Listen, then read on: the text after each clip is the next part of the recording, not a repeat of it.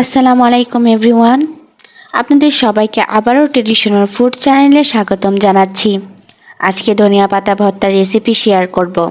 চলুন দেখে নেওয়া যাক ধনিয়া পাতা ভর্তার প্রস্তুত প্রণালী। আমি এখানে ধনিয়া পাতার ময়লা পরিষ্কার করে ধুয়ে নিয়েছি।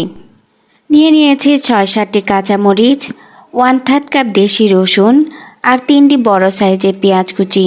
সব উপকরণ হালকা করে ভেজে নিব। তার জন্য ফ্রাই প্যান তুলে দিয়েছি। দিয়ে দিচ্ছি 1 চা চামচ সরিষার তেল। তেলের মাঝে দিয়ে দিচ্ছি রসুন ভালো করে সিদ্ধ হওয়ার জন্য আমি প্রথমে দিয়ে দিয়েছি। রসুন 1 মিনিটের মতো ভেজে নিব।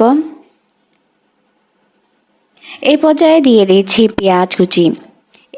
আমি একটু পেঁয়াজ বড় মোটা করে কেটে নিয়েছি। আপনারা চাইলে আপনাদের পছন্দ অনুযায়ী পেঁয়াজ কেটে নিতে পারেন।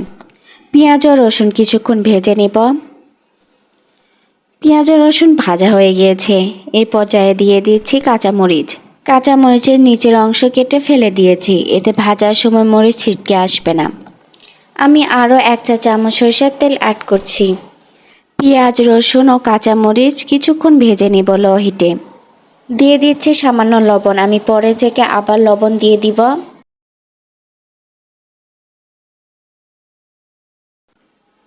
শেষের দিকে অ্যাড করছি ধনিয়া পাতা কুচি। ধনিয়া পাতা আমি কুচি করে নিয়েছি। ধনিয়া পাতা কুচি করে নিতে হবে, তাহলে ভর্তাটি খুব স্মুথ হবে এবং বাটার সময় কোনো সমস্যা হবে না। ধনিয়া পাতা নেড়ে চেড়ে 2 থেকে 3 মিনিটের মতো ভেজে নিব, যতক্ষণ না ধনিয়া পাতার এক্সট্রা পানি শুকিয়ে না যায়। ধনিয়া পাতার পানি শুকিয়ে গিয়েছে, এখন বেটে নিব। আপনারা চাইলে ব্লেন্ড করতে পারেন, কিন্তু আমার কাছে বাটা ভর্তা বেশি মজার লাগে। ধনিয়া পাতা ভর্তা রেডি।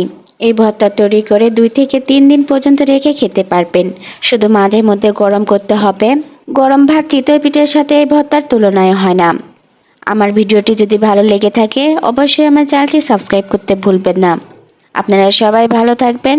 আল্লাহ হাফেজ।